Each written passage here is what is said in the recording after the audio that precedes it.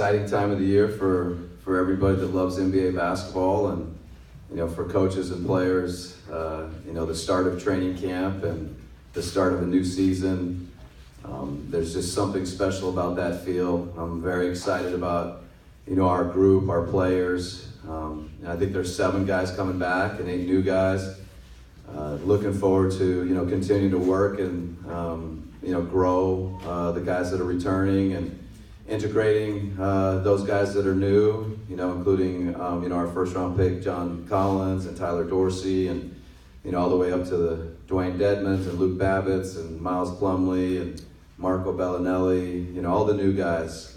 Just excited about integrating them into our culture, integrating them into our player development, and ultimately how we play as a team. And I think just the way we play and the way we compete every night is always been our standard and will continue to be our standard. And I kind of referenced the daily improvement that we want our players to make every day.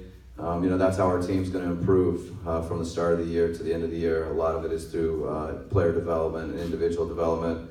And I think the unselfish way with which we play, continues to be something we take a lot of pride in. And the expectations for this year will be the same. And it's great to have some guys that understand that can carry that message in the locker room, in the practices as we head up to Athens and the University of Georgia for our camp. And obviously a great coaching staff that is invaluable to me as we start training camp and this exciting time of the year and into the NBA season. So with that, I'll open it up to any questions.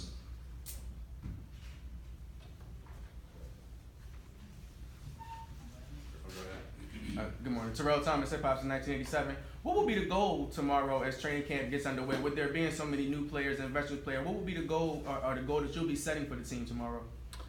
Yeah, I think defense is always something that we've taken a lot of pride in, and I think any team that wants to have some success and wants to be good, your priority and the first thing that you probably talk about, the first thing you work on is establishing a defensive identity.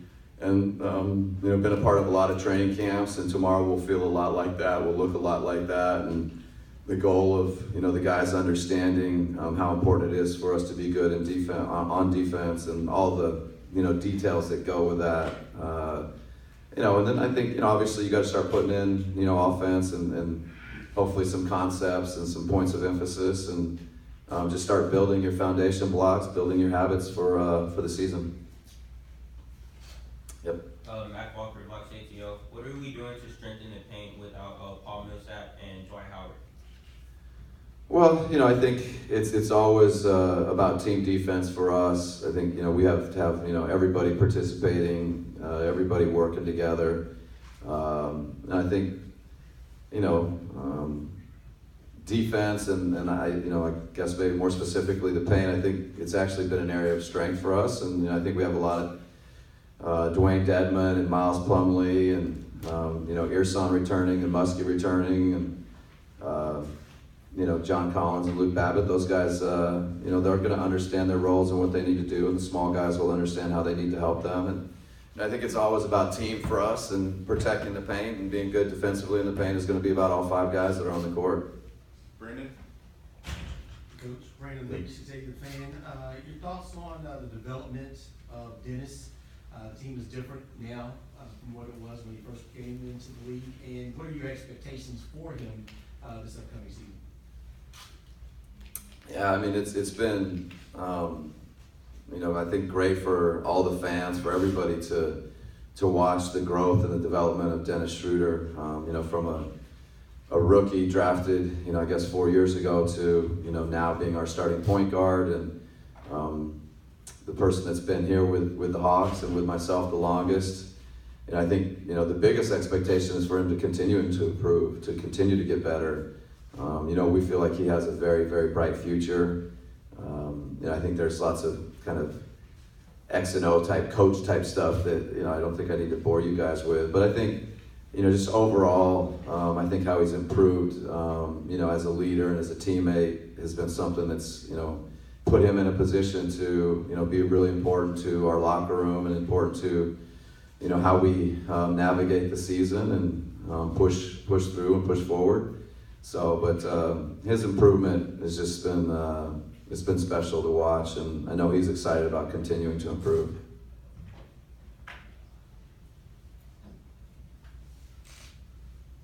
Coach Deb Tuck with 11 Alive. Switching gears here, what kind of conversations have you had with the team in regards to the current political climate and protests? Or have you had that conversation yet?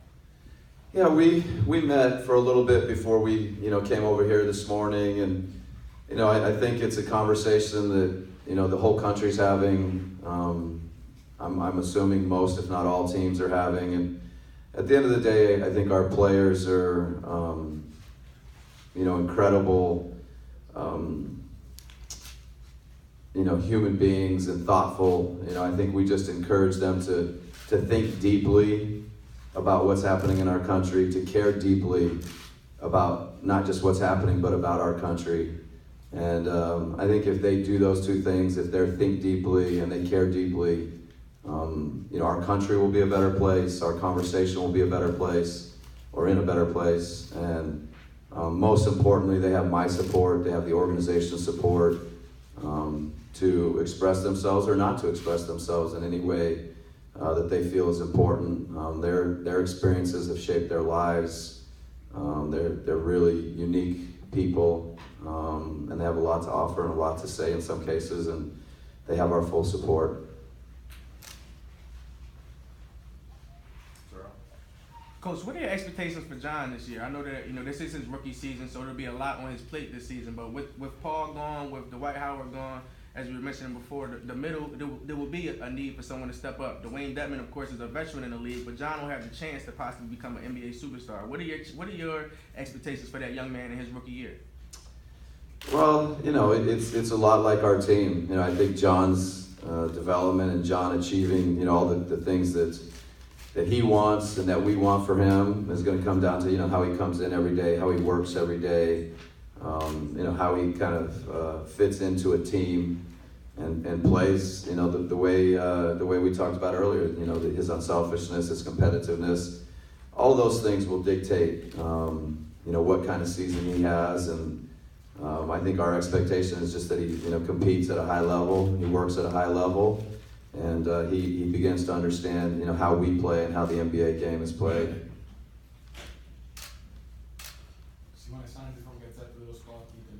What do you expect Marco's role being, and what do you expect from him overall?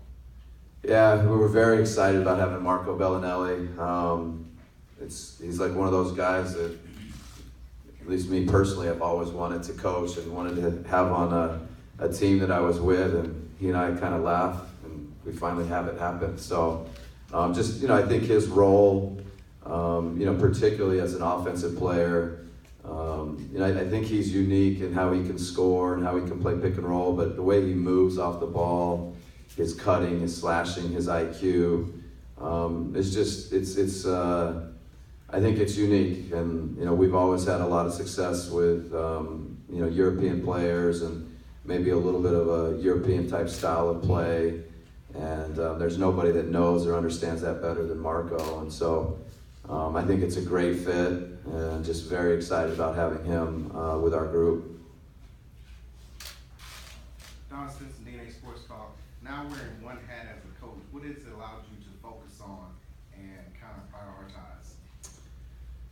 Like coaching, it's I think it's something that I have a great passion for, and but I think part of coaching is always building a team and how do teams fit together, but to have just undivided attention on coaching and undivided attention on what we can be doing in practice, what we can be doing in film sessions and our player development program and all those things, and probably freed me up to take a breath too. So it's been great. Very excited about this year going forward and where our organization is going. Coach, when you have so many new guys coming into the team here, is there steps or tricks that you have to kind of get everybody used to? I mean, almost like summer camp or something like that, where everyone's trying to get used to playing with all the new guys? I mean, I think it's interesting how much turnover there are on NBA teams, and you know, I guess some years there's more than others, but there's always a, you know, I guess a process of getting back together and integrating, you know, whether it's only one or two or three guys or, you know, 7 or 8. And, you know, I think a lot of it starts with their work in the summer. These guys have been working incredibly hard, you know, in open gym and, you know, volunteer type workouts, volunteer situations. And so I think they're already have taken, you know, 1 or 2 or 3 or 10 huge steps forward just by the work they've put in September. And then, you know, you go to training camp and, you know, it goes to a whole nother level there and it's pretty intense, and then through the preseason. But, you know, I think we've got a nice mix with some veteran guys that have either, you know, been with us or been on other good teams, good situations that, you know, I think we're hopeful that the guys can, you know, learn how to play together and learn, you know, what we want to do here and what's going to give us our success quickly.